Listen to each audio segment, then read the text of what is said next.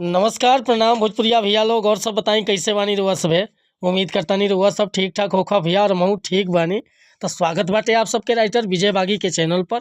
और आज उपस्थित बानी भैया रुआ सबके बीच में लेके एकदम दिल खुश हो जाए वाला मीटर सरस्वती माई के वंदना। काहे कि सरस्वती माई के पर्व नियर आ गइल बा तो सोचनिए रुआ सब खतरा बढ़िया वंदना लेके उपस्थित होकी। आज के वंदना वाकई जबरदस्त बा। बस एक नया म्यूजिक बनवा के बढ़िया तरीका से गायकी करतानी तो गाना 100% बच जाई भैया। तो चलिए देर न करते हुए मैटर के शुरुआत कर लिया। कैसे गीत के गावे के बा, का एकर धुन बा, का लय बा। लेकिन वीडियो स्टार्ट कर से पहले भैया एगो बात बतावल चाह।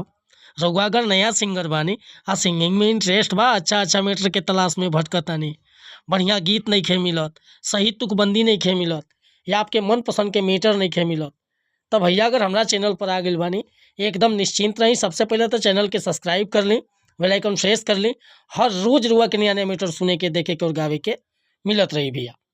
काहे कि हम हर तरह के सॉन्ग राइट करेला, sad song, love song, orchestra song, romantic song, देवी गीत, भक्ति गीत, मतलब कोनो प्रकार के मैटर रुआ चाहिए बेहिचक रुआ कॉल कर सकीले, चाहे व्हाट्सअप कर सकीले। डिस्क्रिप्शन में हम आपको नंबर दे दिले बानी। और आज के मैटर तो एकदम समझ ली कि एकदम दिल के छू जाए वाला मैटर बाटे। देखिए कैसे गाओ बा ये गीत के। एगो लड़का माई के दरबार में गइल बा, माई से कहता कि 2200 पे चढ़ल इम्तिहान ये माई, नहीं सुझतावे कौनो उपाय।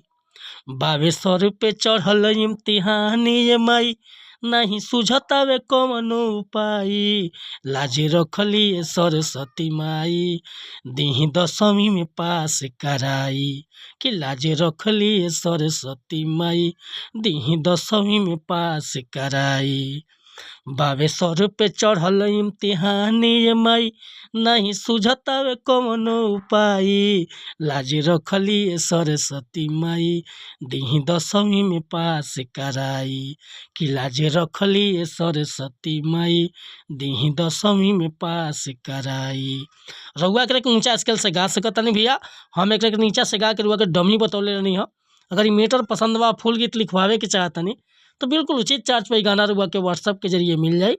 हमारे व्हाट्सअप के नंबर बाटे 8874473128। कोनो प्रकार के मीटर लिखवाओ होके, चाहे नया म्यूजिक बनवाओ होके, तब बेहिचक रुआ कॉल या व्हाट्सअप कर सकता नहीं भैया। मिला नहीं फिर से अगला वीडियो में। अगर ये वीडियो पसंद आई हो तो एगो लाइक करब, कमेंट करब, और चैनल पर पहली बार आए लोग तो चैनल के सब्सक्राइब कर ले। जय हिंद, जय भारत, जय भोजपुरी समाज।